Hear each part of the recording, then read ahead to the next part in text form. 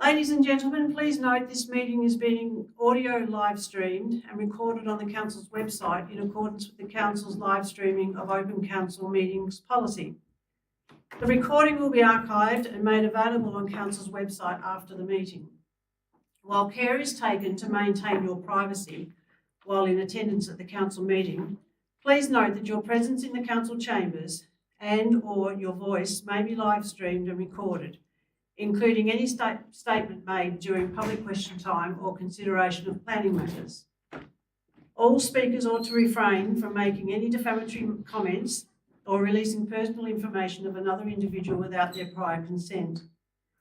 Council accepts no liability for any damage that may result from defamatory comments, and all liability will rest with the individuals making those comments. By remaining in the public gallery, you are deemed to consent to being live streamed and recorded. If any person attending the meeting does not agree to being live streamed or recorded, you may choose to leave the meeting. Thank you. Attendance, Councillor Goss is an apology and Councillor McCullough is on leave.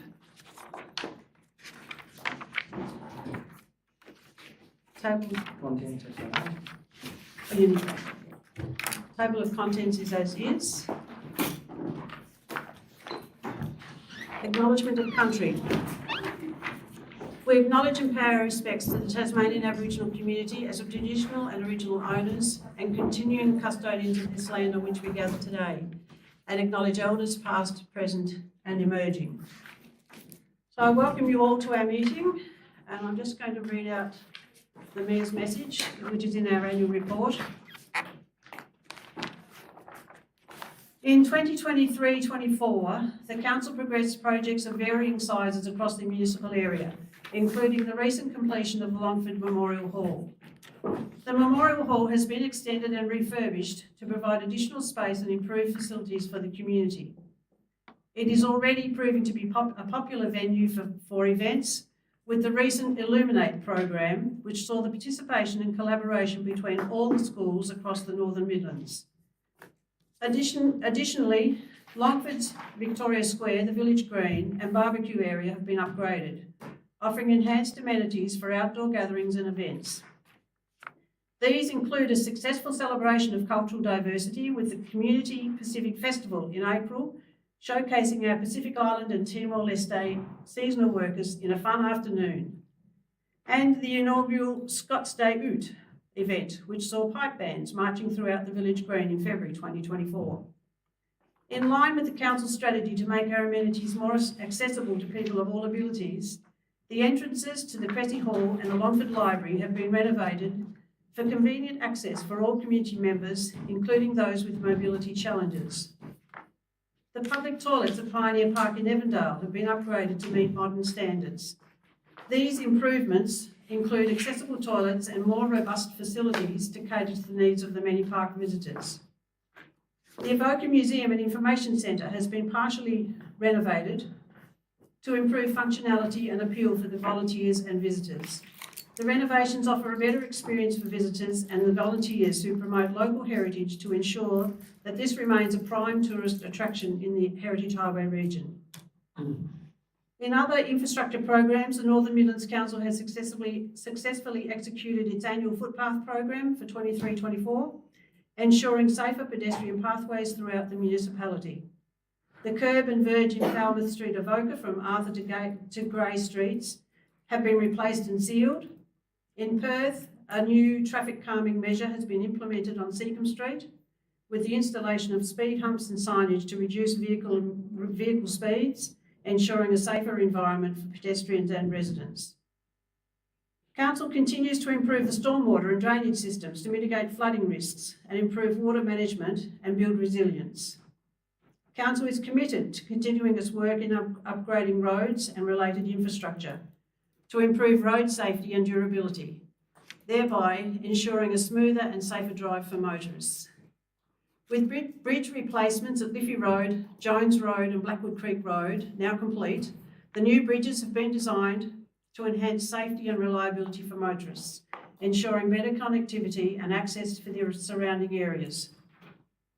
The Northern Midlands Council also recognises the significant contributions that local sporting clubs make to our community and the positive impact they have on residents' well-being and social cohesion. Local sporting clubs are essential to the fabric of our municipality. They provide our residents with the opportunities for physical activity, foster community spirit, and offer a platform for social interaction and inclusion. The Perth practice cricket nets have been upgraded to meet the current standards, providing a high-quality training facility for local cricket teams. This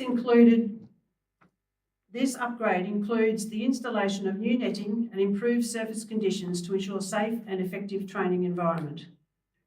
An advanced irrigation system has been installed at the Longford Recreation Ground Oval. This system ensures optimal watering of the oval, maintaining the turf in prime condition for sporting events and community use. The hot water system in the Campbelltown Recreational Ground change rooms has been upgraded to ensure a more reliable supply of hot water, enhancing the comfort and convenience for sports teams and visitors using the facilities. The kitchen at the Ross Recreation Grounds club rooms has been upgraded with new appliances and an improved layout, enhancing the functionality and usability of the kitchen, supporting community events and sporting activities.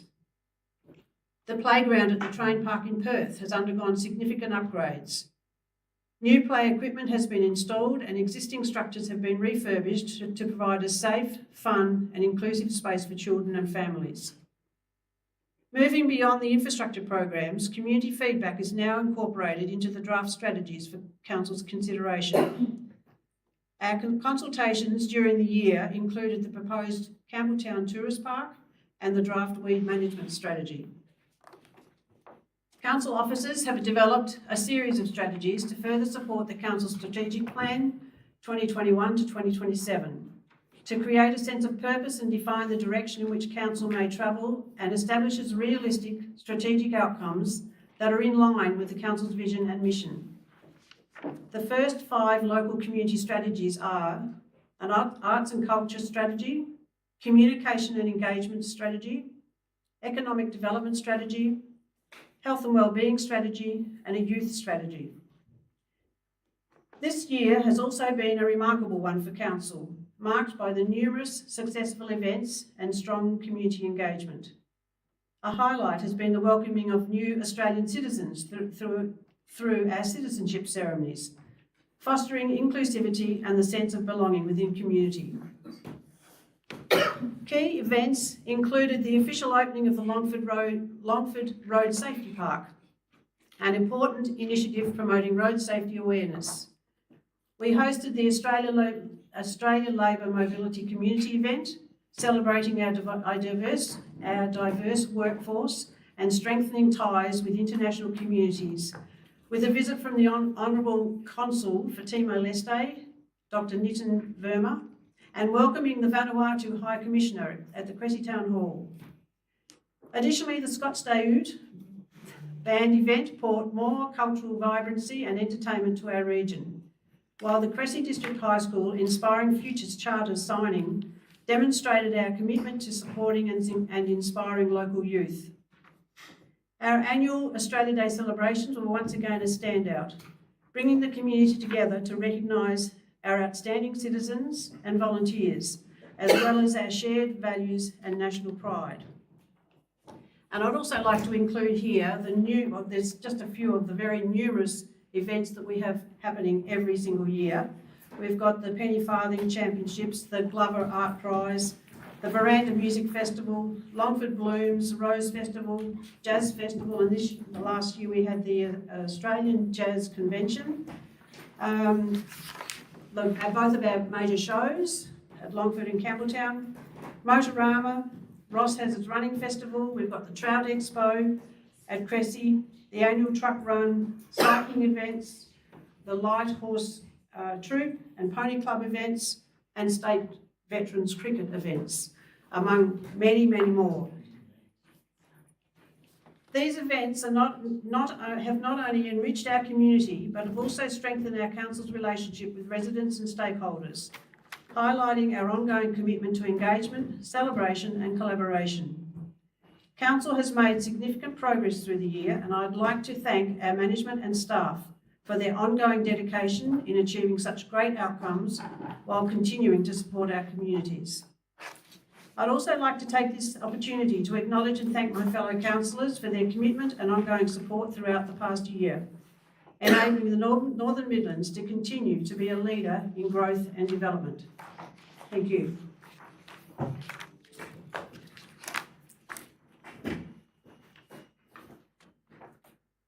Okay, do we have any declarations of interest for the annual general meeting?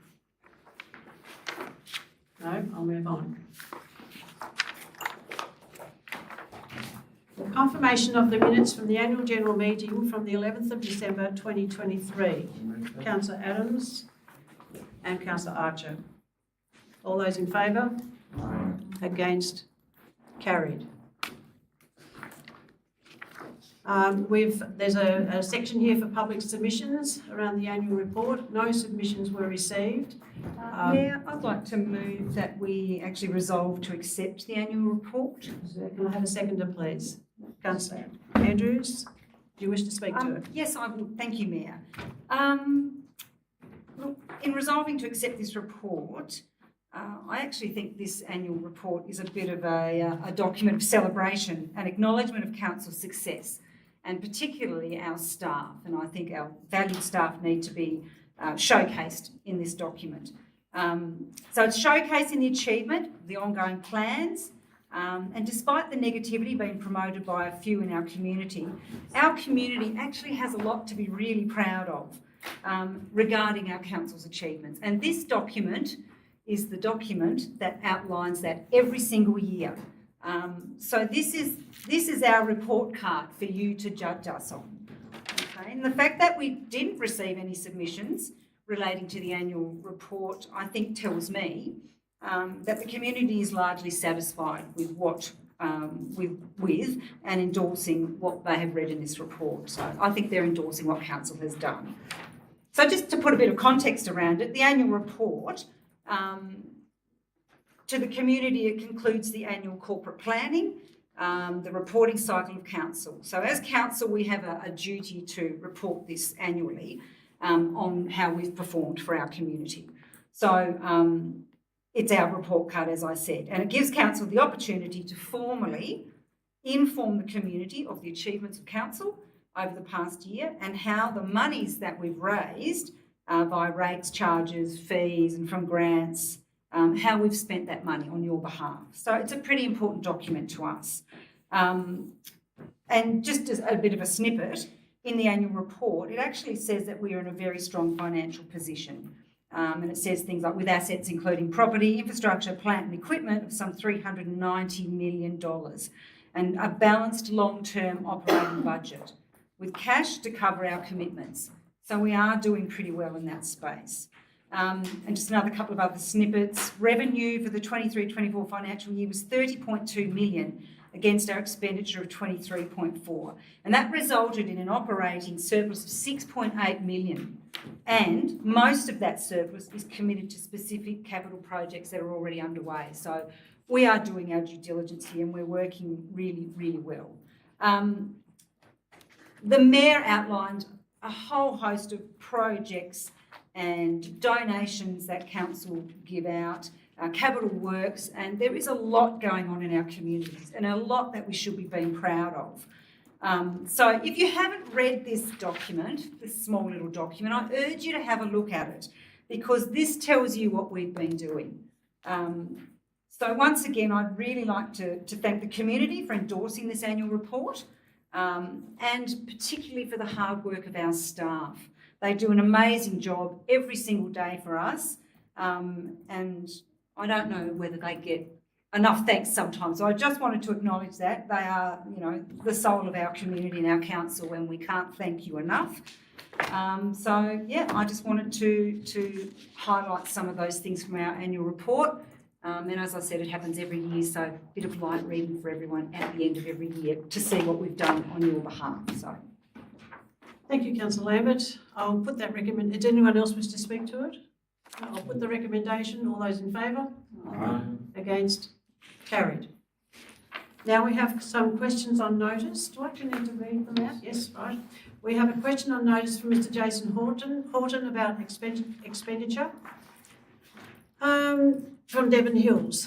On page 99 of the annual report, there is a note that says Council has settled with the airport corporations their challenge regarding the payments of rates has I haven't read that correctly. It says that the council has settled with the airport that their challenge regarding payment of rates that has costed council $705,000. What was the total cost of this action against the airport corporation to the Northern Midlands Council? And the response is the total cost of action against the airport corporation from 2019 to 2024 was $1,133,017, excluding GST. Question number 2, the Northern Midlands Council is reported in the media to have expended a large amounts of money, doesn't make any sense, expended a large amounts of money on legal costs. In the annual report, there was no amount highlighted. What was the final amount of legal expenditure by the Northern Midlands Council in 23-24? And the answer is the total amount of legal expenditure in 23-24 was $1,155,602, excluding GST. The total amount of legal expenditure in the 2023-24, excluding the airport legal costs, was $368,117, excluding GST. There is a question there's two questions from Mr. Russell Mackenzie around the expenditure and South Esk River. The following questions were received from Mr. Russell Mackenzie, Perth, for this meeting. 1. In what way will the Northern Midlands Council ensure total accountability to the ratepayers of Northern Midlands Council for how our rates are spent? And the first response is, Council reports monthly on its recurrent expenditure.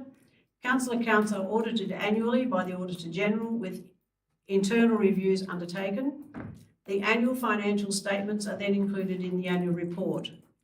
And question 2, how can the community work with the Northern Midlands Council to improve and maintain the South Esk River at Perth? The answer is that Council's responsibility is associated with the reserve area. Council maintains the William Street Reserve and propose further upgrades to the South Esk River parklands depending on availability of council funds and the success in attracting external funds. External groups within various committees support improvement to the area by way of request to the council and also seeking to attract external funds and support to assist to fund improvements. And we have a question from Mrs. Marie Smith around playground facilities. Mrs. Marie Smith from Perth.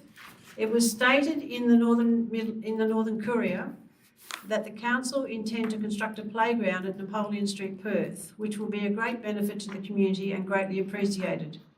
The article indicated that toilet facilities at the site would not be constructed at the same time, and this would potentially be followed at a later date. I wish to ask why this isn't included at the same time, as construction of playground, as previous experience with the lack of toilet facilities at Seacombe Street, Perth Playground, would indicate that this is a necessity from the time of the opening of the playground to the public.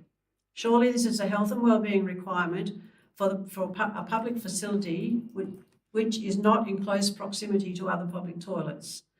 And the response has been provided.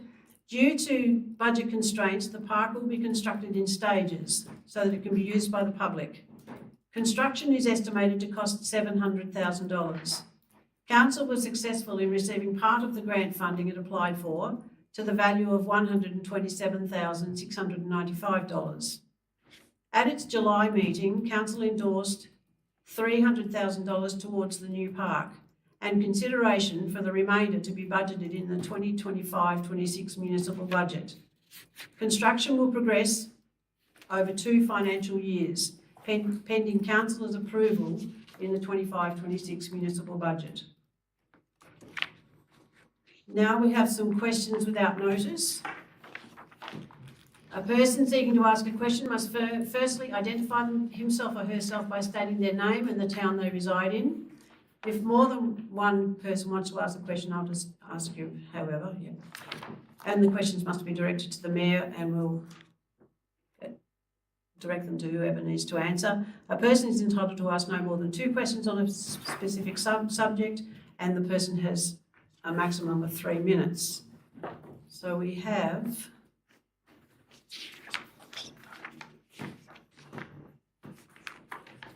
I was talking about questions on notice there. No, it's questions. It's motions on notice. No, so it's questions without notice. Oh, I beg your pardon. That's why I've got confused. Yeah, okay. Is there anybody from the public who has a question without notice and would like to speak? No, that's fine. Okay.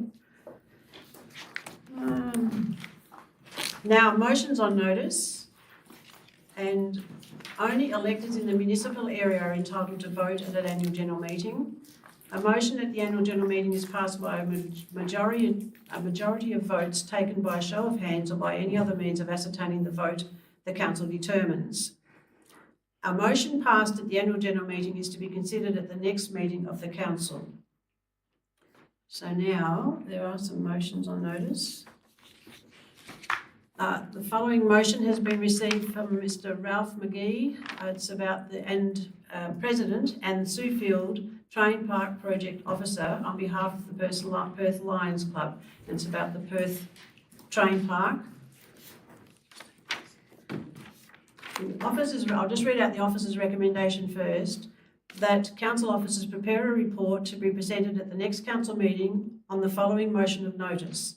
And then it's reading the motion of notice, that council agree to finish the work required at the Perth Train Park in consultation with Perth Lions Club to make it more family friendly and make it a celebration of the history of trains at Perth. Now, who would like to move that stand and speak to move that motion? Sue? Yes, just state your name and the town you come from, Sue. Sue Field from Perth. Yes. And from Perth Lions Club, obviously. Look, we've put that motion forward in that we're very happy with the work that's already gone on. Yes, just a second. Sorry? No, just speak on it first. No, I better have a seconder first from the gallery. Glenn Layton. Glenn Perth? Layton. Yes. Yes, Glenn Layton. And which town are you from? Perth. Okay. So, Sorry, look, Sue. you- Go. right. Start again. Okay, look, we're very happy with what's happened so far, and it's brilliant because it's actually emphasised the trains and the importance of trains to Perth, having so much train images there. And we'd like to sort of continue that process and improve on that by putting some interpretive panels in, which is what's been said there, to explain there's one that's been developed at the moment to explain the wood carvings, which is obviously has a train background. There's one being put there to explain the HX engine that's there, which ironically is one of the very first projects of the Lions Club. So we're very pleased that actually started the whole park off.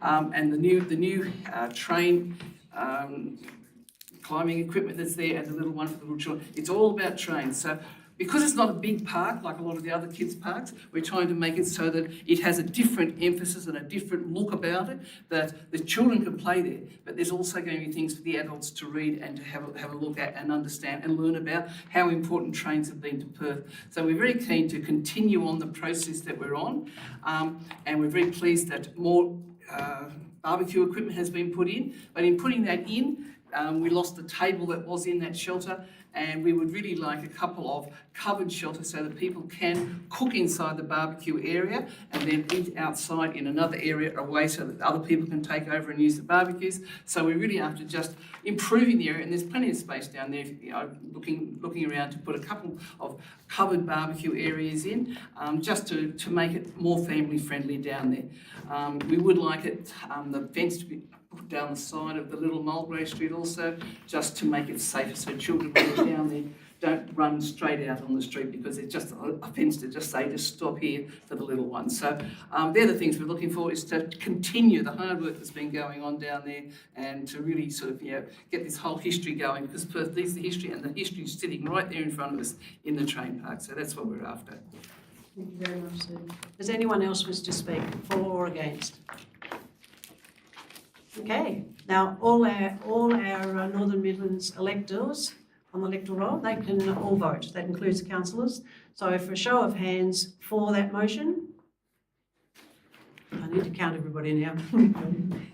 1, 2, 3, 4, 5, 6, 7, 8, 9, 10, 11, sorry. And against that motion?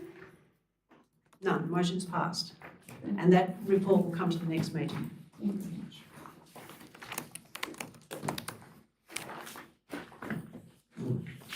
Okay, we have a motion on notice around promote and preserve the history of Perth. The following motion on notice has been received from the Perth Tasmania Historical Society. And we have an officer's recommendation that council officers prepare a report to be presented to the next council meeting on the following motion of notice. The Northern Midlands Council agrees to support projects that preserve and promote the history of the township of Perth. So do we have a mover for that motion? Sue, yes? The same procedure, just stand up and say your name and the town you come from. Yes. And a seconder, please. Glenn Layton. Perth. No seconder. Okay, Sue, you've got 3 minutes. Okay. Look, as everybody in council know, because we've done the workshops, we're very keen to get the community hub. But it's not just about the community hub, it's about recognising the history in Perth in a whole lot of ways, with interpretive panels in various other places in Perth. Just because we've got a lot of new people coming into Perth, a lot of them have no idea of the history of Perth. And it's wonderful to have all the new people coming there, but they just don't know anything about the town. A lot of other towns have gone a lot further. Yes, it would be nice if we have the hub in the museum, but we also want to put some more information around about the town with some of the houses that are there, Escley, sustainable timber where we've got the convict barracks there, a whole lot of places, even about the bridge and the story of the bridge. There are so many things in Perth that just need the story told, so that when we do get tourists to come into town, they've got something to read, something to look at and something to understand, so they know what Perth's all about and what its history is. It's been there for over 200 years, as we know, but a lot of people don't even know that, and they don't even know that Perth wasn't its original name. It was Punt Town, so it wasn't until 2021 it became Perth. Before that, since the early 1800s, it was Punt Town and part of the Norfolk Plains. So this is all part of the story, and we want that story told better than we're doing it now. Yes, the museum would be wonderful, and that would really help, but there's a lot more we can do in the town just to get the history out there. Thank you. So does anybody else wish to speak on that particular motion? Does anyone wish to speak against the motion? I'll put that to the vote. All registered electors in the Northern Midlands can vote for the motion, if you're voting for the motion. Okay, 1, 2, 3, 4, 5, 6, 7, 8, 9, 10, 11, 12. Anybody voting against the motion? Motion's carried. Again, a report will come to the next meeting. Very much. Now, do we have any motions without notice that they should have been registered and handed in prior to the meeting, but do we have any without notice? No? Okay, we'll move on. Thank you. That's the closure of the meeting. Right. I move into second to close the meeting. Councillor Lambert. Oh, We just close it. just closing. We just close it. We don't have to have a move in a second. All right, that's fine. We'll go straight into the open meeting. All right. Is there commentary on the notice of motion from councillors? Oh, big pardon. Yes, you could have asked questions. Yeah, I should have said that. Do you wish to speak on that? Oh, well, I just, on the first one on the expenditure on the airport, I just wanted to make sure people were aware that it wasn't just a... Oh, I beg your pardon. They're the questions on notice. No, there's no commentary on questions on right. notice. Yeah. Just Yeah, the that's cost just ratepayers about 50 million over the next No, that's 15 years. That's enough, Councillor Adam, sorry. Okay, open council meeting.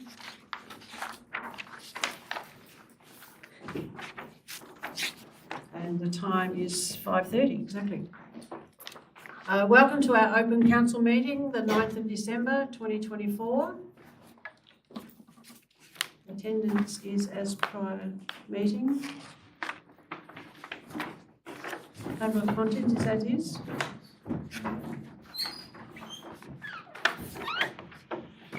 Acknowledgement of country. We acknowledge and pay our respects to the Tasmanian Aboriginal community as the traditional and original owners and continuing custodians of this land on which we gather today, and acknowledge elders past, present and emerging. Do you have any declarations of interest from any councillors? Councillor Terrett? Closed council meeting 3.5.1. You don't need to worry about the closed ones. I still You wish to? Okay, that's fine. Overall meeting. Sorry, yeah? 3.5.1 issues resolution, and the nature is that I am a party to that complaint. And I have one for the open council meeting 5.3.1. And you need to say. I need to say what it is, what we're at to get to it. 5.3. I'm going to look it up, sorry. Requesting, it's about the request of the independent investigation. And you need to say reason. Oh, reason, because on the meeting that was involved, I had an interest in that meeting between 2020. Point of clarification. So any councillor at that meeting, do we all have to leave the room? That's entirely up to you. You can choose to do that if you wish. It's entirely up to you. Any councillor that's got an interest, it's up to them what they declare. That's a relevant question. Okay for me to proceed? Yep. Okay, right. Right, we're up to the confirmation of minutes. I'll move. Councillor Adams and Councillor Andrews. Yep. That's the ordinary council meeting from 18th of November 2024. All those in favour? Against? Carried. The date of the next council meeting will be Monday, the 20th of January. Okay, this is where I need to leave, so the Deputy Mayor will take the chair. And I need to declare an interest at this time because I was party to this matter as well. Right. So this is motions on notice by councillors. Declare my time.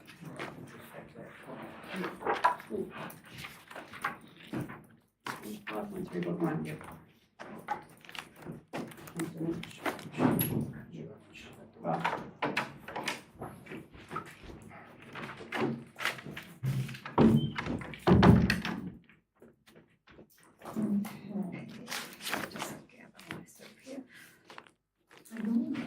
Okay, so we have a motion, 5.3.1, notice of motion request for independent investigation.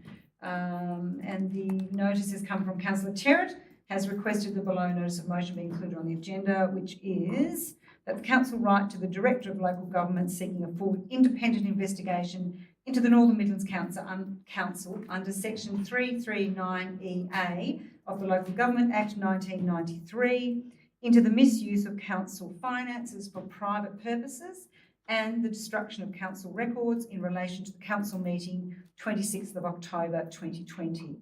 And the officer's recommendation is that the council agree or not agree to write to the Director of Local Government seeking a full independent investigation into the Northern Midlands Council under section 339EA of the Local Government Act 1993 into the misuse of council finances for private purposes and the destruction of council records in relation to the council meeting.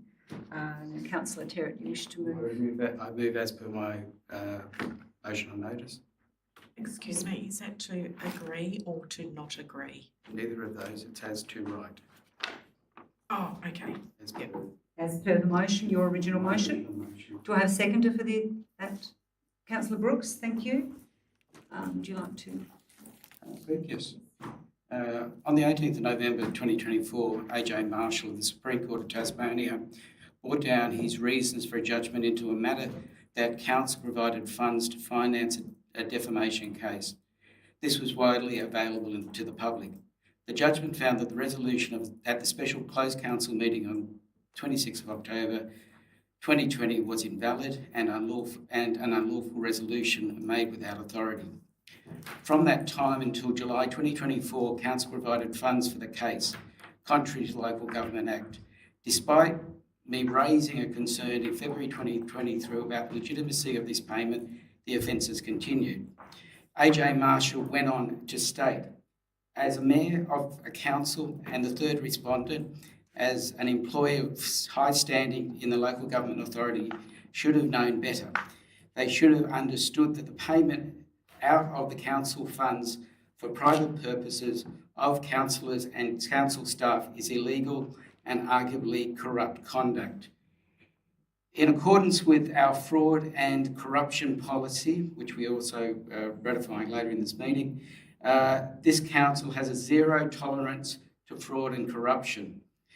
Inappropriate conduct undermines the reputation and community confidence of council as a whole. Collectively, as a council, we have a responsibility to ensure proper investigation is conducted into such matters. It is for this reason I move this resolution. The legal action taken by Councillor McCulloch uncovered several actions that would not have been in the public domain had the court action not occurred. These include over $100,000 of ratepayers' monies used to fund ongoing private legal action. The General Manager's legal advisor briefing the Council on the defamation action. Council did not receive its own independent legal advice to protect Council's interest or consider other actions possible, such as an injunction. Significant legal expenses had been incurred prior to that special council meeting to support the funding of a defamation. A motion was moved to destroy the audio recording of the meeting, contrary to the State Archives Act. Had the Mayor and General Manager won this case, or if they continue and win this case, Council would have only been reimburse the legal costs paid to the Mayor and General Manager, and they could retain any excess monies.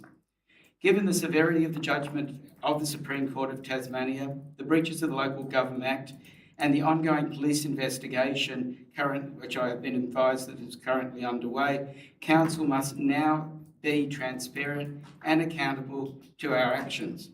I seek Council's support for a full investigation to ensure, as a Council, we are not complicit with such conduct.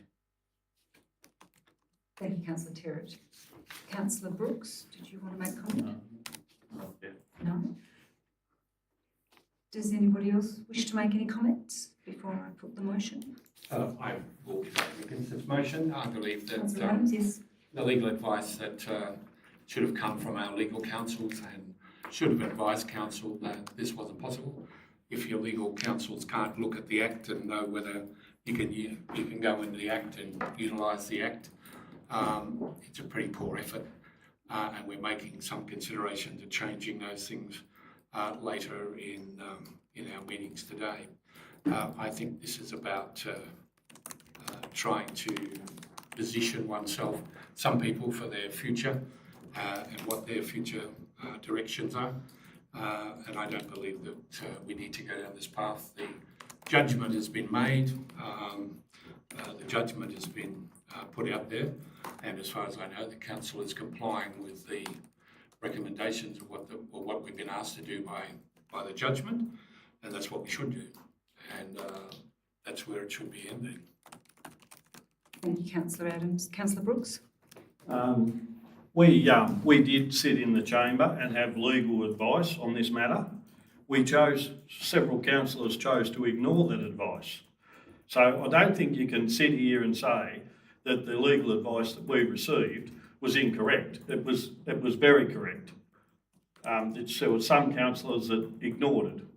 So, in my opinion, this here will reiterate exactly what our legal advice, when we all sat around the table that we received, it'll reiterate what they were saying. Thank you, Councillor Brooks. Any other comments? Yes, Councillor Archer. Obviously, this is, has community interest, but I consider it's a very delicate legal matter. Councillor Terrett has brought some points to the table. Also, Councillor Adams has responded. I wasn't there. I find it very difficult to discuss potential legal documents in an open council meeting. I would consider, in summary, that if the local government authorities within the state government consider there is further action to be taken, they would do that in their own right without us needing to ask for an independent investigation. I'm happy to be proven wrong if that is not the case, but that is my closing statement. Thank you. Thank you, Councillor Archer. Councillor Andrews, would you like to speak? Yes. Thank you. First, it's a little confusing to us all around the table as to whether we should all be leaving the room, including the person who put the motion, because this motion is all about us. So, as Councillor Brooks raised, have we all got a conflict of interest in this? So, maybe we should all be leaving the room. Seeing that Councillor Terrett's still sitting here, I think maybe that we're reasonably safe and we can actually have a bit of a chat about this, but it's a funny one. Secondly, I'm surprised and more than a little disappointed that Councillor Terrett wants yet another fully independent, and I quote, investigation into the Northern Midlands Council. We've already had one this year in which all aspects of council operations and procedures were reviewed by an independent investigator, with the council cooperating fully in that investigation. Is Councillor Terrett questioning the credentials of the independent investigator and the outcome? Were the review findings not to his liking and therefore he wants another investigation? Who will pay for this new investigation? I doubt if the state government will want to foot the bill for yet another one, which means it will probably come back to the council and our ratepayers. I'm confused about why Councillor Terrett would think there needs to be one, an investigation into the covering the 3 dot points that he cherry-picked from a recent judgment, because he knows as well as we all do that because we all sat around the table together and discussed these matters in closed council, He knows that council at all times in these matters, acted to the letter of the regulations that bind us, and that we sought legal advice. Legal advice, by its very nature, is independent legal advice. We sought legal advice and we followed that until that legal advice came to us that it had been updated, and we got more information and we made decisions according to that new information that came our way. But in all these matters, the council has... Point of order, that's incorrect. Councillor Brooks, we gave you the courtesy of having your say, Point of order, that's all right. and we need to give Councillor Andrews the same courtesy. Thank you. In all these matters, the council has followed its legal advice. He also knows that the council believed that it was supporting the General Manager and the Mayor because of defamation activity against them in their workplace. That's the thing that started all this. The bullying and harassment and defamation of both council people who are involved, which has been ongoing for more than 4 years, would not have occurred if there were two private people going about their private Point of lives. order, this is irrelevant, Mayor. I don't think this is irrelevant. This is We're here goes to to talk the- about whether we can write a letter to them. exactly, and I think this is giving All context. this is irrelevant. Point of order. This is giving context. Thank you. So I still don't understand why Councillor Terry has seen fit to call for the action he has. Perhaps he's determined to see the council dissolved because he doesn't think we're up to scratch as a local government body. Yet he has only to go to the latest data on the Tasmanian Council's operation and performance to find that the Northern Midlands Council is ranked as one of the best performers and most financially stable in the state. If that's his plan, how would that serve the people of the Northern Midlands community? To be without a council to deliver the services they expect, to lobby on their behalf, and to be their local voice. I don't believe that this extra investigation is necessary, and I think it would cost money for the ratepayers, and I will vote against it. Thank you, Councillor Andrews. Would you like to sum up? I'd like to speak in reply. I'd just like to correct some of the statements from Councillor Andrews. The independent advisors' terms of reference were related to meeting procedures and governance. It was not in relation to the misuse of funds for private purposes as per the Supreme Court of Tasmania's actions.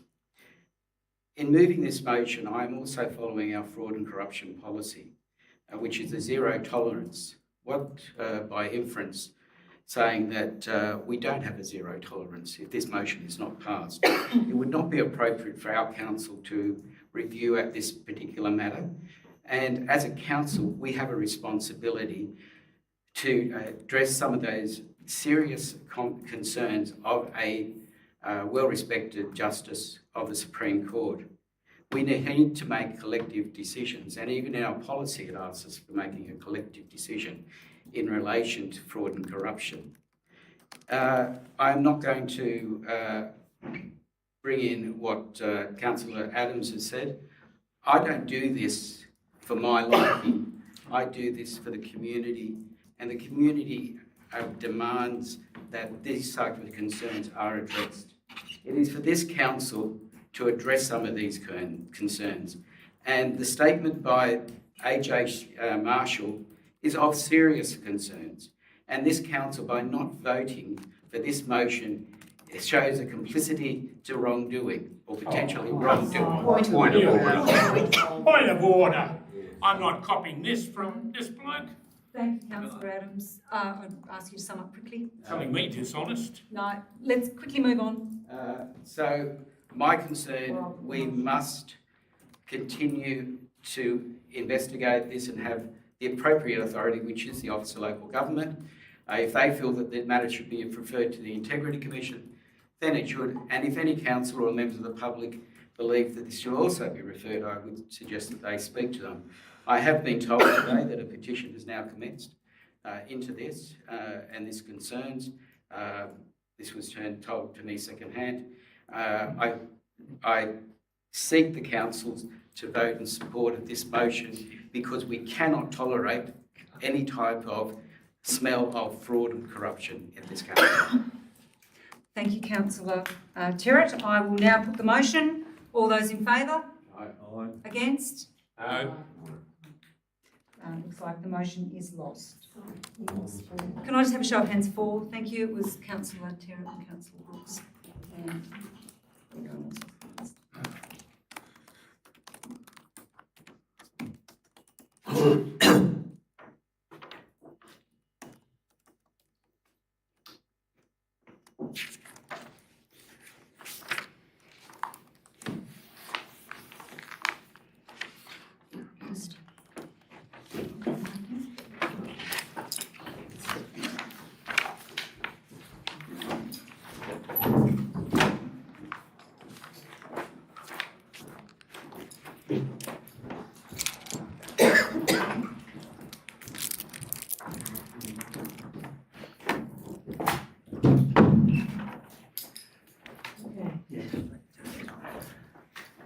Oh, touching it.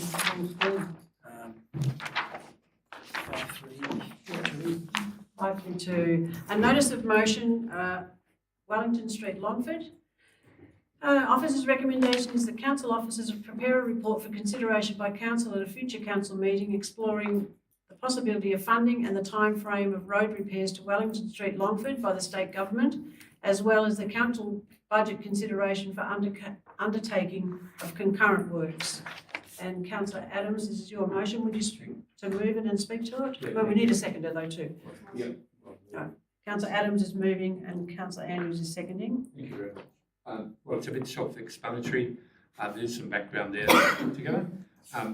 I think the main road is State Roads Road, and the side bits are councils along with the footpaths. If you look at near the village green, you'll see that the road has started to collapse enormously. We do have enormous amounts of heavy traffic now using the main road, which is plus and minus.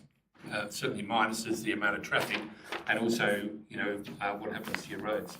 But we need to get onto it. It'll take some time to put together, and we'll need budget consideration. And hopefully we can continue to work on it. It's getting to look pretty shabby as well, and look not up to where it should be. So I will certainly ask councillors to support the motion. Councillor Andrews, would you like to speak? Yes, I certainly support this motion. I drive up and down and walk up and down Wellington Street almost every day of my life, and the partings of the way are becoming more and more obvious, and work needs to be done there as soon as possible. Councillor Terrett. Yeah, I'd support this motion. I'd also wish to raise the concerns about crossing on Wellington Street and the need to have a safe crossing. The Longford District Committee has been raising this for a hell of a long time. And if we are looking at the surface of the road, we also should be looking at public safety in relation to pedestrian. And I notice it's been on the outstanding items since the beginning of this year. I think it's gone long enough, and if a report is brought back, that should also be incorporated for future funding. Councillor Archer. Look, this issue of state growth having roads through the middle of towns and councils owning bits on the side, I think really needs looking into in total. It's so inefficient. We've had a lot of trouble with other areas in regards to state growth. I'm not sure if other towns have this issue, but it is really quite ridiculous that this goes on within the state, that councils and state growth can't work together to have a standard we're all happy with, and I agree with Councillor Adams and Councillor Andrews that this has gone on long enough. I know the council was looking at upgrading the main street, and this may have been a time to do it, but as I said, that has not happened, and it's time we resolved this issue here, but hopefully within state law we can have this ridiculous two ownership thing finished or sorted out to some degree. In relation to that, can I suggest you think about a motion to look at for a future consideration? Councillor Adams, do you wish to sum up? Anyone else wishes to speak? The problem with trying to get the crossing, that we've been doing that for about, I think I've been at it for 10 years. State government controls the crossing, so it's got to be a state government decision. and that hasn't been forthcoming. And I understand that they don't make any decisions on crossings anymore. There's no zebra crossings left in the state, I understand. And whatever. The bigger question is a good point that Councillor Archer raised about trying to resolve these issues. I think there was some deal done when Powatina was being built and, the road up became a state road, and to deal with the Powatina development. That was a long time ago now, but it's a good idea to look into that if we can in some way and maybe get it up to the Local Government Association. So I ask all councillors to support the motion. I'll put the recommendation. All those in favour? Aye. Against? Carried. Okay, now we're going to move to public question and statement time, which is page 37 on the computer. So I now need to ask any member of the public, do they have any questions or statements to make around something that's not to do with our planning item? Something altogether separate? No? Right. We'll move into planning. Mover and a seconder, Councillor Lambert and Councillor Adams. All those in favour? Against? Carried. Okay. Point of order, Yes. we've missed one. Notice of motion. Yes, we did. It's time to move into planning. Yeah, we'll go back to that straight after planning. Now, is there any member of the public who wishes to make a statement or ask a question or put a representation about planning? We've got one planning item, 22 Tannery Road, Longford. Do you wish to speak to it? Yeah, Just state your name and the town you live in, and you've got 3 minutes. perfect, thank you. My name is Blaise Barker. I live in Evandale. I'm obviously part of the JBS team here at Longford, so I'm the current plant manager. I've been in the role around 12 months now, so obviously we've put through, a planning item to erect a sign there just inside the driveway. There's more details obviously in the agenda there. We're currently going through a rebrand, so some of you would recognise the old red logo. So all of JBS Global is moving towards a new blue and green logo. So we're currently rebranding the site and have put through this application. Happy to. Not sure how this works. It's my first time at a council meeting, but happy to address any questions, concerns. But that's the basis behind it. So we've gone through our mediation and then obviously coming to council today. So thank you. Do any councillors have any questions of Blaise Barker? No, we're right. Is there anyone else in the community who wishes to speak on the planning item? For or against? No, right. We'll get on with it. Okay, planning one is 22 Tannery Road, Longford, an illuminated ground-based sign. And we have a recommendation there that the application to develop the land at 22 Tannery Road, Longford, for a ground-based sign illuminated be approved subject to conditions, and the conditions are all listed in the agenda. I have a mover and a seconder for a motion. I'll move The motion that's the there? recommendation, Yes. Councillor Adams? Yes. And a seconder, please. Councillor Archer. Councillor Adams, do you wish to speak to it? I support it's a sign.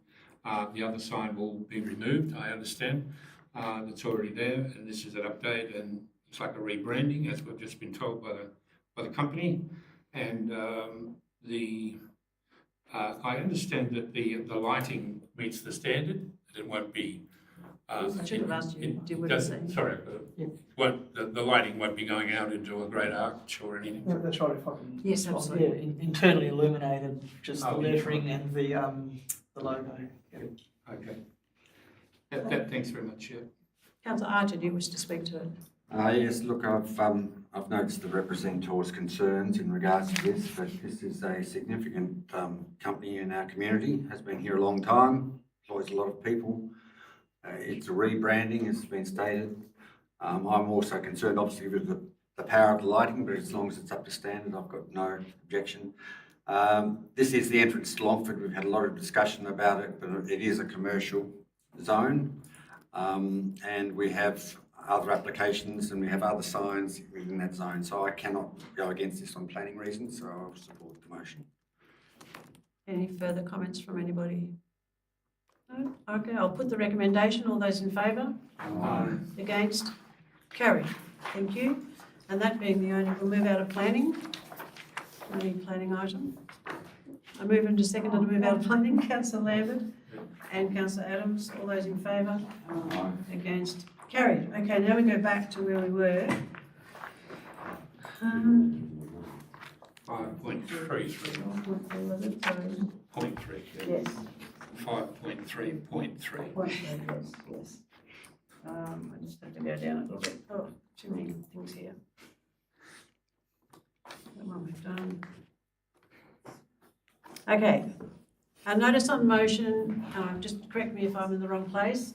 Update council's webpage for community organisations. The officer's recommendation is that council officers prepare a report on the following notice of motion to be presented at a future council meeting. That the council update its webpage to have an interactive page to list all community organisations in the Northern Midlands. And that if needed, a budget item be listed so funds can be allocated to achieve this outcome. Councillor Adams, again, it's your motion. Do you wish to move that motion? Thank you. And I'll move the motion. have a seconder? Councillor Lambert, sorry. Okay, Councillor Adams. Yeah, I've spoken about it several times, I'm sure councillors will recall. Councillor And we Lambert. had the exit. Oh, yeah, that's right. Sorry, beg your pardon, Councillor Lambert. We had the expo, must have been a year or more plus, 18 months ago. And there was a lot of groups come and in the sports hall, and it was well received, and it gave an opportunity for groups to present themselves to the general public and to the ratepayers, really. So I'm proposing that we put it together. There may be not enough funds to put all that together, so maybe we need to have a budget allocation. And the modern way of doing this is that local groups, once they have a change of secretary or officers, they can go on the website and change it themselves. It's a modern way of doing things. Many groups do it, right, even right up to Trove in the National Library. So we should modernise to that extent, I think, and have that done. And I think it will give all the groups and a lot of new people that come into our municipality will then be able to get on our website and see all the groups that they could join and become a part of, and the community activities within our municipality, which are broad, and many people participate throughout our community in our community groups. Councillor Lambert.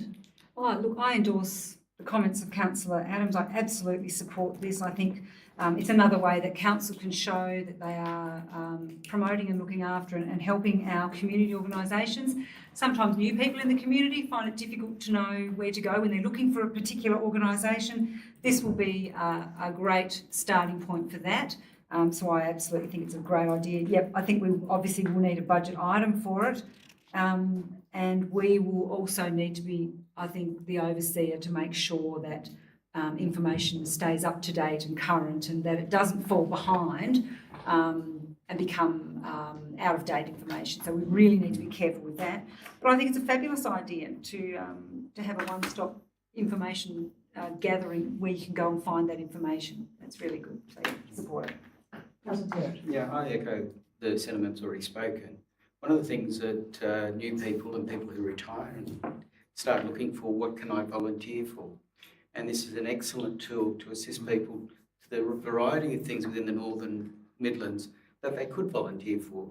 I don't need to remind other council how difficult it is to get volunteers. We all get older and we need new people to come in. And if we don't even let people know that you can volunteer and become involved in something that might interest you and meet other people locally, this is a great way of doing it. There is also a major problem of loneliness in the community, particularly in the elderly, and it also gives a vehicle to say, well, why don't you go and look at the council website? We've got all the community groups, go and you might be able to take that. So I actually congratulate Councillor Adams for doing this. No further comments? I'll put the recommendation. All those in favour? Aye. Against? Carried. The next motion I've actually brought forward for a community member, so can I ask the Deputy if you will swap places?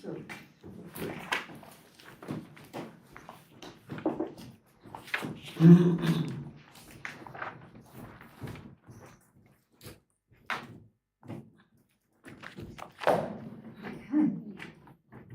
right, so we have notice of motion, addition to mobile food vendors policy, and the recommendation is that the council offers to support Mary Knowles' recommendation, Mayor Knowles, sorry, my apologies, that the council approve an additional dot point to be added to the Northern Midlands Council food vendors policy manual. A, at Avoca only, mobile food vehicles are not permitted to operate within 200 metres of an established permanent fixed food premises unless the proprietor of the established fixed food premises has clearly expressed in writing tolerance for the mobile food vehicles operating within that distance and operating hours between 7 a.m. to 2 p.m. And there's an or, which is B, at Avoca only, and it's the same but 500 metres distance. So I presume Mayor's going to move that. Well, on behalf of the community member, I'll move the first one, 200 metres, but it's open to discussion. Need a seconder? I'll second that. Councillor Terrett, seconder. Mayor, would you like to speak? Only that it's quite self-explanatory. We've had an approach from a person who wants to operate within different times to what we've got in our policy. And she's quite happy with whatever the council decides, as in distance from the shops. She's spoken to all businesses there and got support letters from people. So, yes, I'll just move that recommendation. So for the 200 metres. 200 metres. Okay. Councillor Terrett? Yeah, I think it's a good idea. The park's there, a lot of people stop in that park. We should be encouraging people to have a break. It's a long drive from the East Coast to Campbelltown. And the park is an ideal location. The other food outlets in Avoca, which isn't a lot, there's the pub and the servo. The 200 metres, if you go to the 500 metres, you're virtually putting them out of town. So the 200 metres is a sensible distance, and I'd like to see them have all the success in their business. Thank you, Councillor Terrett. Councillor Brooks? I'm totally against it. I was totally against coming to Longford. I'm not against food vans as such. There's a certain place that they should be at events, but to come into a town, and it's like they come into Longford, they come into Ross. We've had arguments around the table about food vans there taking away business from bricks and mortar businesses. I think Avoca especially, there's not a lot of shops left in Avoca. Most of them have closed up through probably no fault of their own. People have moved away from the town, so they do rely on the passing trade. We let this food van in here, especially these hours, 7 till 2. It will take away their morning trade at the Avoca Roadhouse, you guarantee it.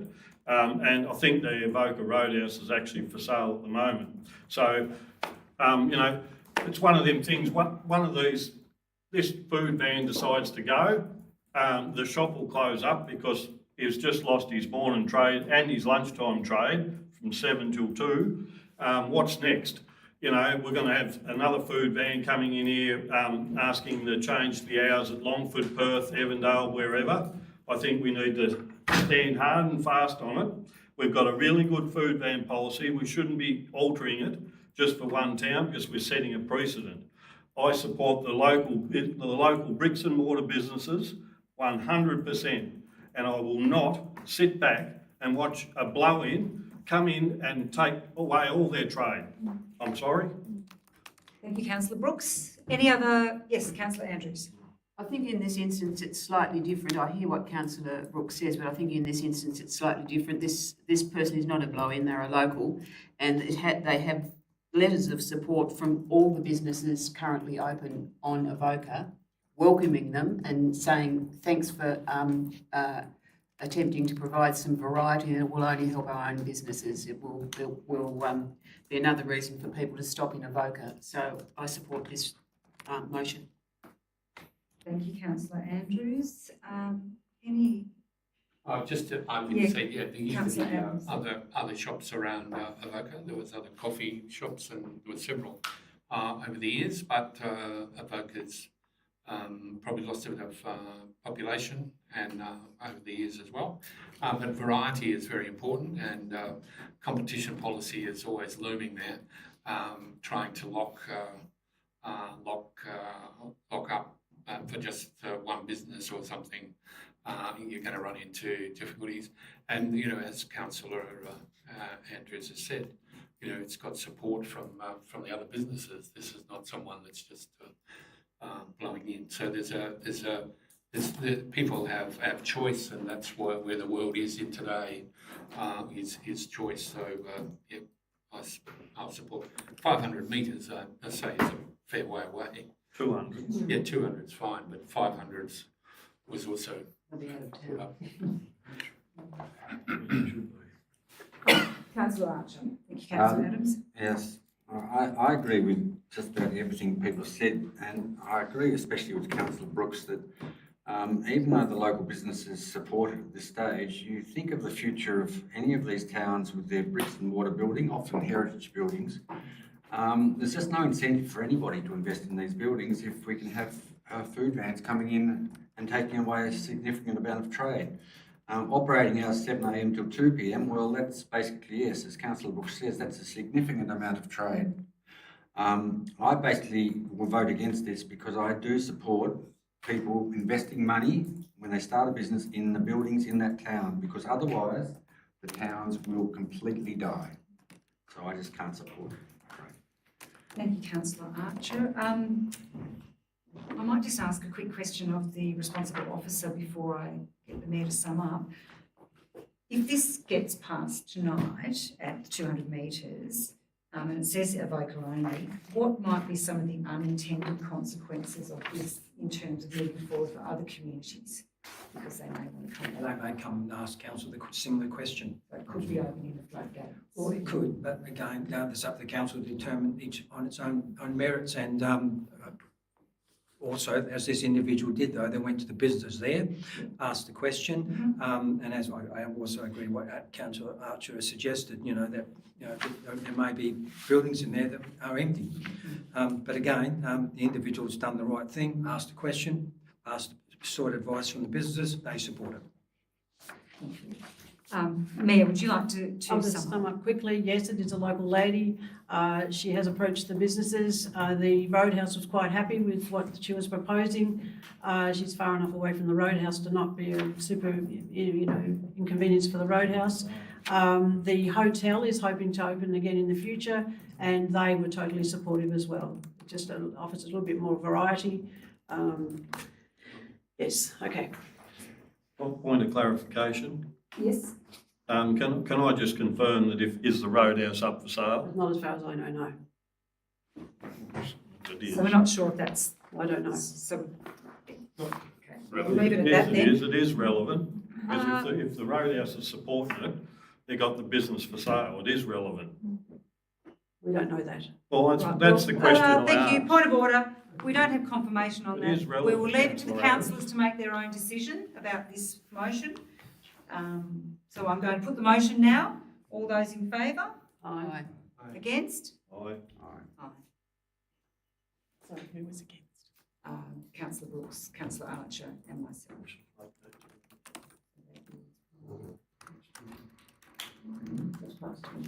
It's passed.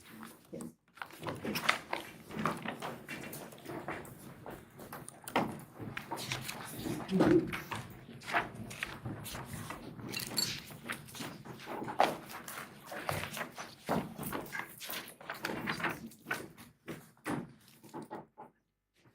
Okay, we've done planning.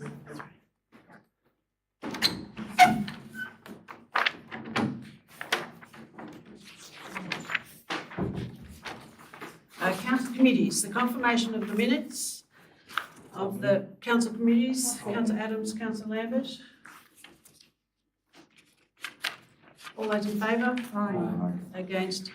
Carried. We have some recommendations from some of these committees. The Campbelltown District Committee has a recommendation around the bus stops and shelters, and the officer's recommendation is that the committee be provided with the latest design plans. Councillor Andrews and Councillor Terrett. Any discussion? Councillor Andrews. Just to say that this has already been discussed at a local committee level, and they've been provided with that information and were pleased with the information that they received.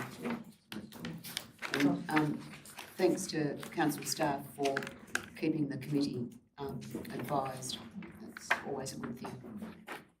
Okay, I'll put that recommendation. All those in favour? Against? Carried. Information items, need a mover and a seconder that they be received. Councillor Adams and Councillor Lambert. Any discussion or questions about information items? Councillor Adams. I would, with the vandalism, we seem to continue to, this month it's 2,200. Evandale, Longford, Campbelltown, 2 different lots of toilets, is it? Yeah. And, $2,200. I think we've got to look at this in some policy decisions and allocation funds to police and everyone else. So whether we need to list it on a workshop or what other councillors think. I think we need to start talking about council, about working with the police and getting some cameras in place and try to stop this. I mean, $2.5, $12,000, $20,000 a year. $20,000 could go to the youth program. Yeah, well, Madam Mayor, I think the latest one in Campbelltown could be $5,000 plus for the damage down there. No further questions? Councillor Lambert. Yes, I endorse what Councillor Adams said, but despite all the negativity there, and it is not a good situation, I want to give a bit of a shout out to our youth officer, Natalie Dell. I mean, I look every month at our papers and I see the extraordinary work that this young person is doing to support our young people in the community and to provide opportunities for things for them to do in our towns. And it's just amazing if you take the time to have a look at what she is doing and the groups that she's been able to bring into our community and the I've got to read some of it out because it is so amazing what she's doing, and I'm so impressed. So she's had the Spring Clean Northern Midlands, which is the NRM North, engaging with a whole group of school students to help do some clean-up along the riverbanks and in some of our parks and areas. And that was such a huge success. That's, our officers helped promote that. The netball workshop at Campbelltown, brilliant stuff. Breakfast clubs at Cressy, I think Campbelltown, Longford, Evandale. She's coordinating all of these things for some of our kids who might need that bit of extra boost in the mornings to get them to settle and to study. Fabulous stuff, working with other agencies as well. We've got the Spark program, which is looking to help foster leadership. And these are the people that are eventually going to be hopefully sitting around this council table and hopefully taking jobs in our community and becoming our community leaders. So I have for a long, long time now endorsed and pushed for us to have a youth officer. And so it really makes me quite proud to see the work that Natalie's doing in our community. Lots of leadership things, social connections, the rec link that she's brought in to help kids participate in healthy activities. It's just amazing to see. So I just wanted to say I'm just so impressed with the work that's going on in our community and to just congratulate Natalie and the groups that she's working with and just say, there's so much that our kids, our youth are getting out of these programs in all of our communities. So I think it's another great thing that we have done is to support Natalie as an employee for council, and the work she's doing is amazing. So I'd just like to congratulate her. I totally agree. Councillor Andrews. I endorse what Councillor Lambert says. I read that material every council meeting and it's very impressive. I just wanted to ask 2 questions. 7.4.3, that's a date. 4.3 on page 25. We talk about the mill dam, the recommendation on the mill dam, and it says at the bottom of the action taken that there's follow-up correspondence prepared. Has the correspondence gone off and have we received a reply? No, sorry, correspondence gone off. We haven't received a reply, so we're looking at arranging a meeting. Oh, thank you, that's great. And then the other one, just the one on 2.2, and it goes over to page 26 on the signs, Launceston promotional signs, welcome to Longford. Do we know what stage we're at in terms of state growth wanting to get rid of some of those signs, and do we know what the future of our lovely brick one just next to the railway line is? Not at this stage. I think we're looking at having discussions with the local district committee. I don't think those have progressed yet, and that won't progress until the new year. And we'll take the matter from there and report back to council once we've spoken to the district committee. Have we heard anything from state growth? Not that I'm aware of, no. Other than asking the question of us with regards to the removal of that item. Do we have approval for the installation in the roundabout itself through the works manager? At the last meeting we had with them, they said that was the holding point was the rock sign down here, but I think they'll give us all support to place the one on the roundabout and then work as a separate item, the rock one.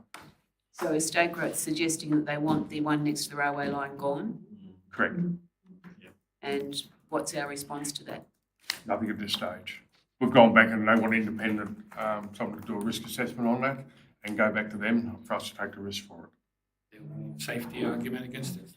Councillor Brooks. Have you finished, Councillor Andrews? Yeah. Councillor Just Brooks. follow up from Councillor Andrews. I don't think he was at the last time we spoke about the rock sign, but there was talk about being able to move that rock sign to the other end of Longford so it wasn't gone for good. So, you know. I was here, but I thought that was the other sign. No, it was that one, wasn't it? Right.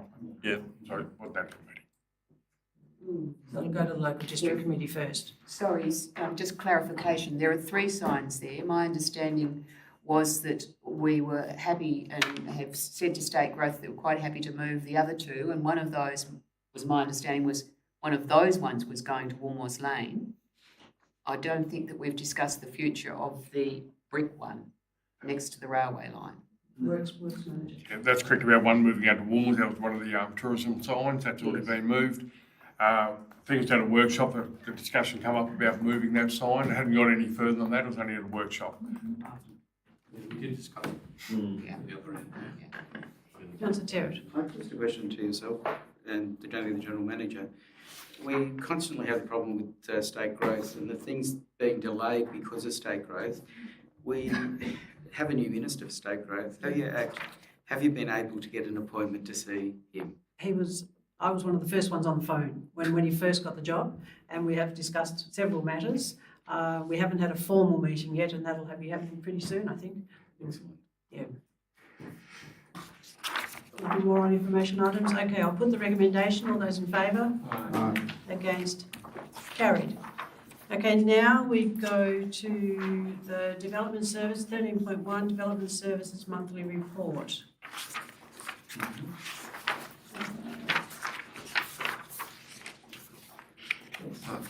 Page 49. Yes, 49, page 49. There's a recommendation that the report be noted. I move and second, then we can ask questions.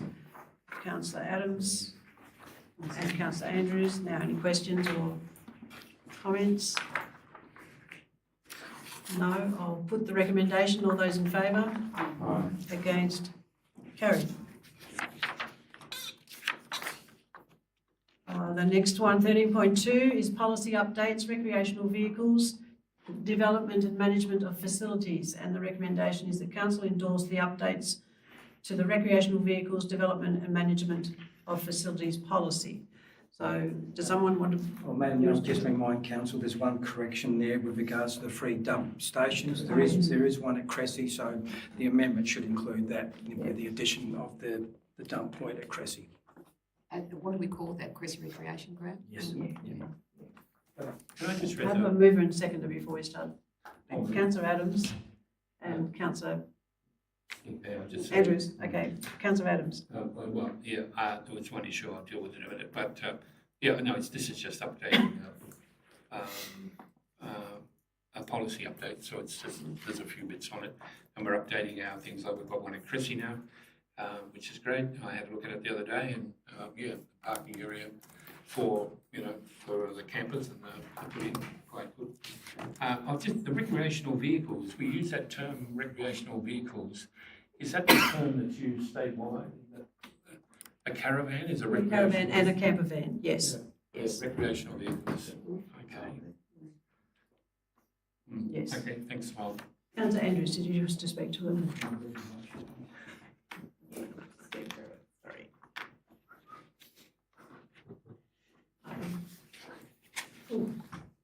Logged out.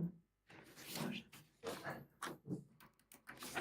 Chrissy Recreation Ground, Chrissy. Just the That's all right. stations, is that okay? Yeah. Oh, sorry. Oh, that's all right. I was just waiting. That's okay. Sorry.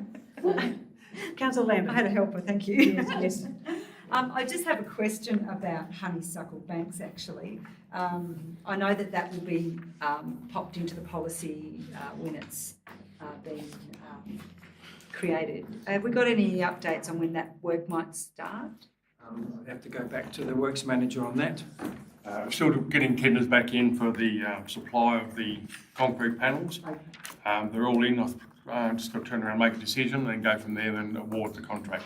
Okay. So that may come to the January, February? I think it'd be January more than anything. Good, thank you. Councillor Andrews. Just in relation to honeysuckle bags, so what does the note in the policy mean? It says in brackets November to April. Is that when the work's going to take place? No. That's when it's available. Oh, I see. Beg your pardon. Yeah. Right. Yeah. No further discussion. I'll put the recommendation. All those in favour? Aye. Against? Carried. 14.1, a policy review, live streaming of council meetings. The policy, the recommendation is the council endorses the amendment to the live streaming of council meetings policy.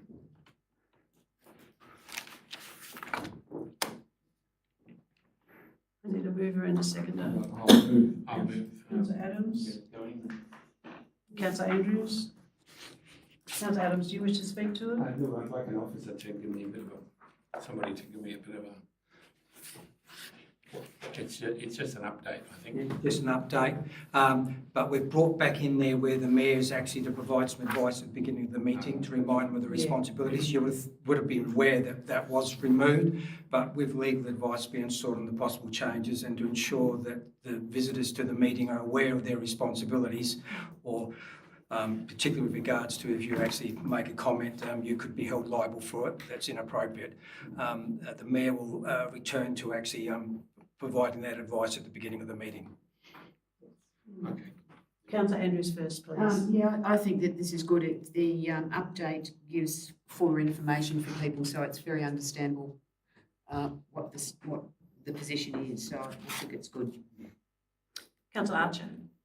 Yes, just one thing I just noticed, if sometimes people are late to a meeting, perhaps we should read it again, because otherwise Okay, yes, that's fair enough. Bring their attention to. bring their attention to it. Yeah. Good point. So summing up, I'd just say it's probably. So, I'm Councillor sorry. Lambert. Question, sorry. Yeah. I was a bit slow putting my hand up this time.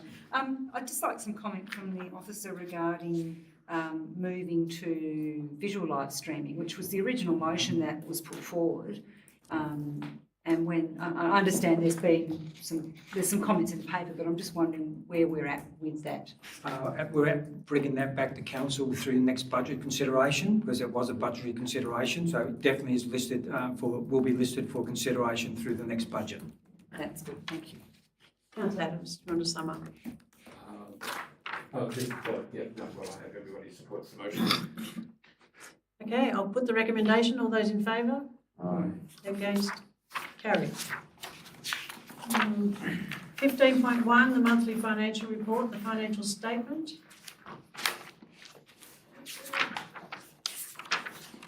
And it's on a separate document, the actual statement, but you should have all had the chance to read it. I'll move the recommendation. Councillor Adams is moving the recommendation. Councillor Archer is seconding. Any questions of the officer around the statement? No? Okay, I'll put the recommendation. All those in favour? Aye. Against? Carried. 15.2 is another policy review, accounting, information management, privacy, fraud and corruption and copyright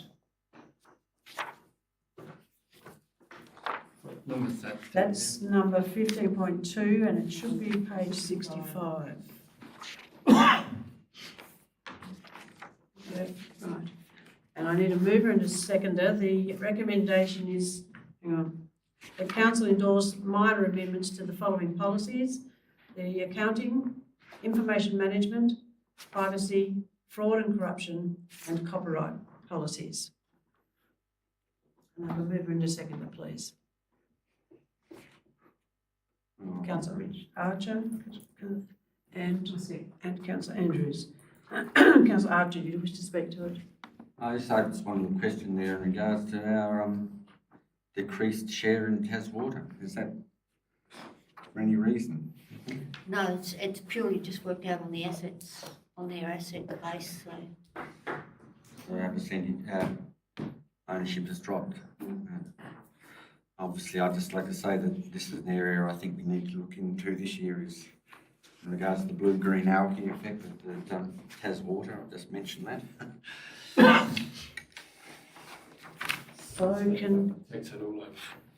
in relation to that, Councillor Archer, can you perhaps prepare some questions for the next time we attend a Taswater meeting? Councillor Andrews, you wish to speak to it? No, I only to ask a question. Do we currently have a council rep on Taswater? Yes, I thought it was. And sometimes a proxy, sometimes the deputy mayor's attending. Yeah. Councillor Terrett. I'd like to speak against this motion. The main reason is we have 5 policies all being put up together. If it was my choice to speak on that, have less than a minute to talk to each one of those those areas. None of them have gone to the workshop. We've had a large workflow that these should actually have been separated out and maybe some workshopping of policy. Even there are minor changes. These are important policies. Accounting is probably one of our key policies for this council.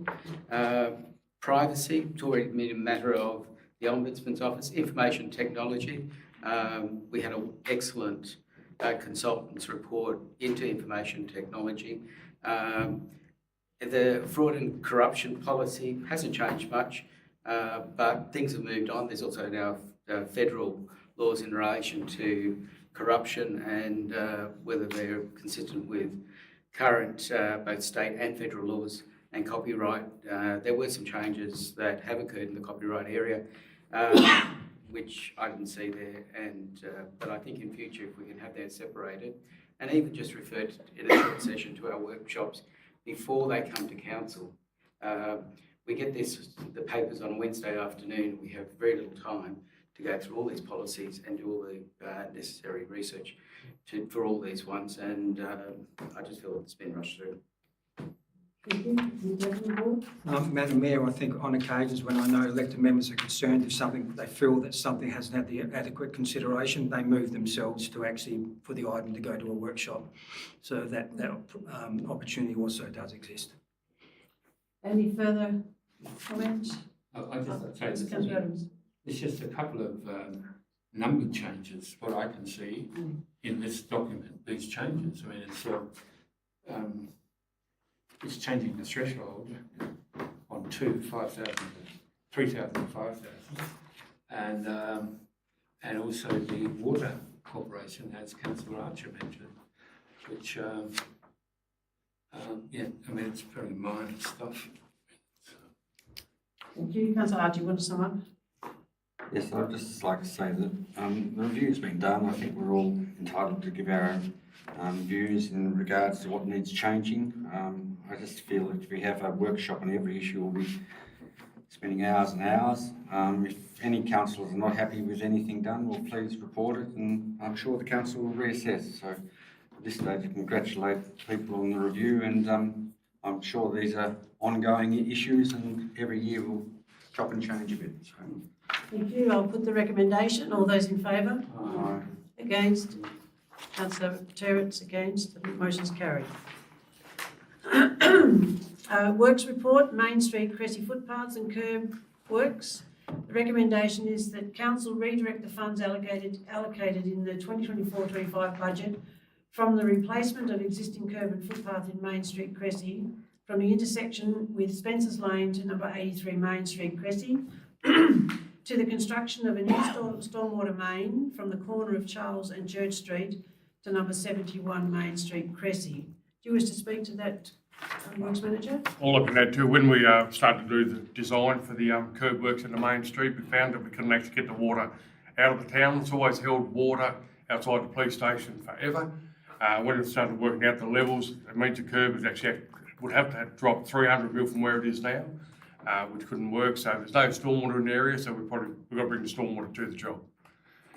Where it comes across the road on the main street, it'll actually pick up all the farmland from the east, which comes down there now, just goes across the road, so that'll fix that problem as well. So can I have a move and a seconder to a motion? I'll move the motion. Yes. Are you seconding, Councillor Terrett? No. Councillor Archer, Councillor Andrews, I beg your pardon. And I just say, Councillor Adams. I see the problem needs to be rectified. We need to do that, and we need to have the budget money from somewhere.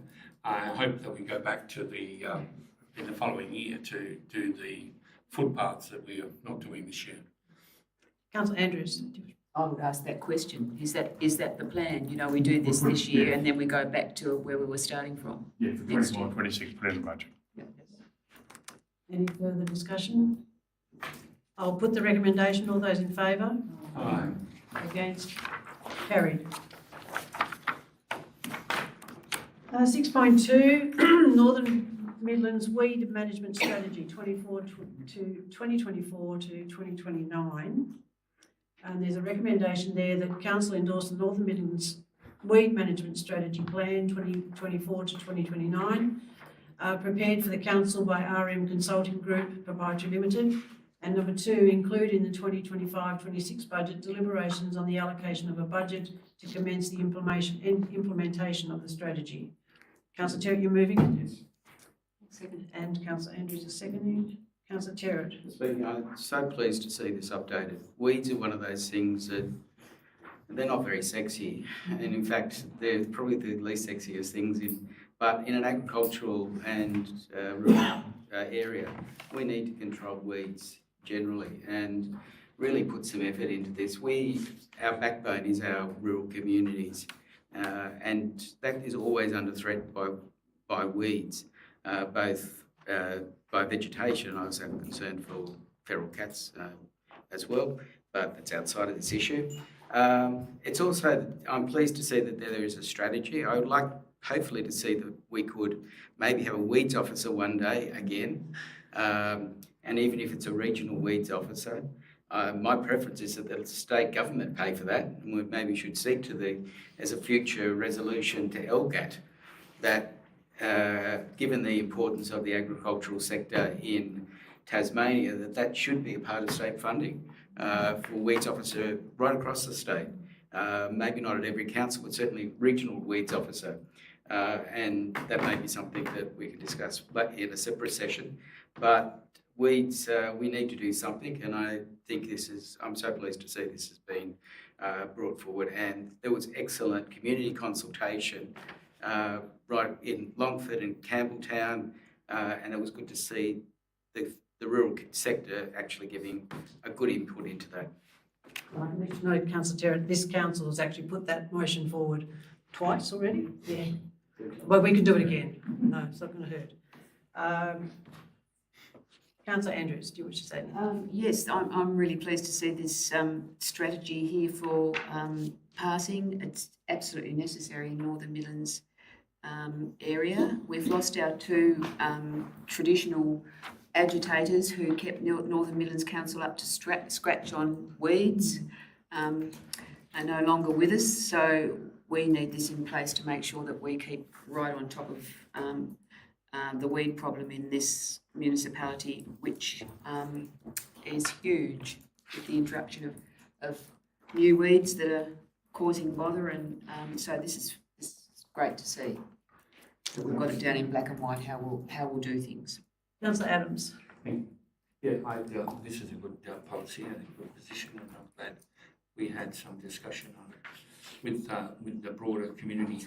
The biggest problem I always find with this is that most of the landowners are quite good and do things probably, but there's always some landowners that don't do the right thing, and then they want to blame council for the weed problem.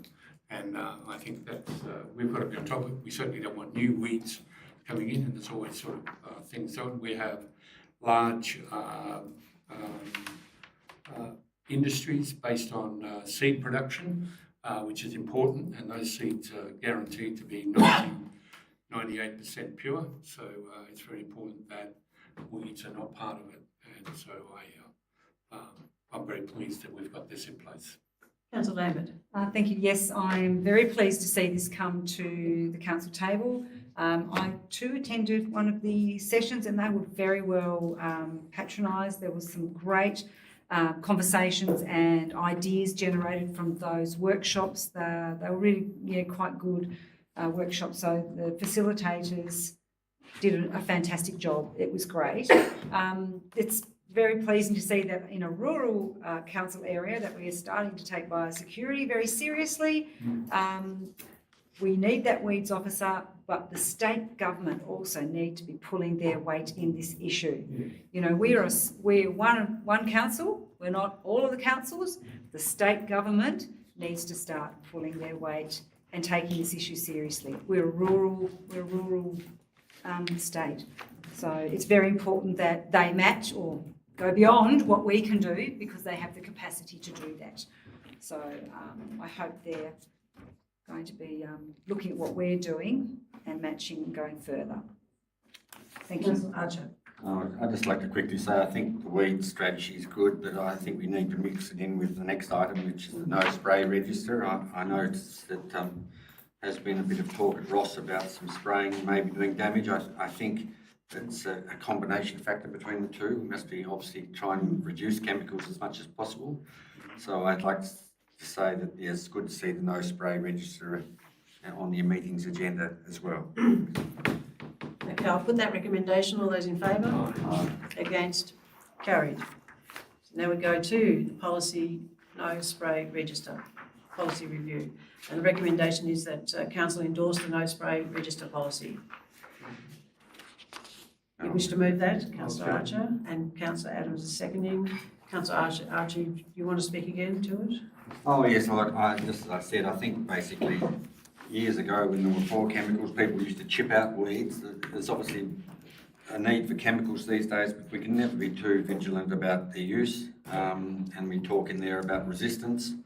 There's a new weed every year in Tasmania, or in my farm anyway, and I'm sure a works manager within the municipality. So we've got to be on top of it. But for those people who do not want these chemicals on their boundary, they do have a right to register and try and reduce chemical use. Thank you.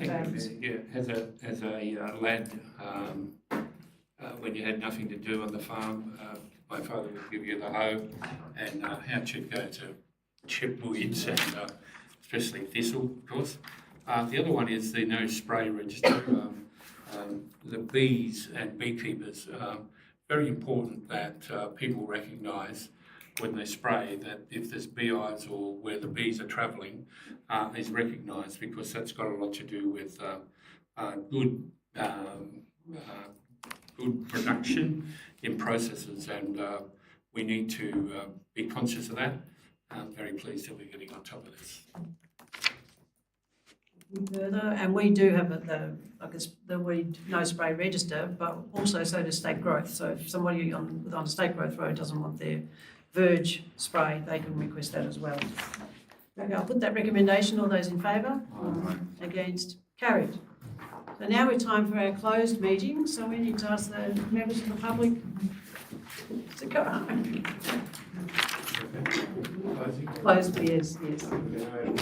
We're going to close. Yes. We've moved into closed. Yes. Councillor Lambert and Councillor Adams. Good night. Thank you.